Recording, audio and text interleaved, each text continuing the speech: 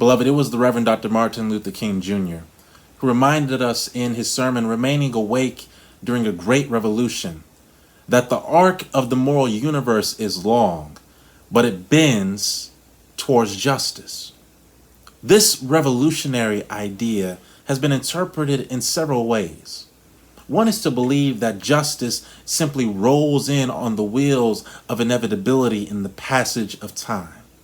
Whereas others believe, like Dr. King, that justice has not come and the arc of the universe is not bent simply with the passage of time, but with the power of the people. That all of us have the power, using nonviolent direct action, to create a beloved community, and the universe responds to that just action. That justice has an advantage in the universe.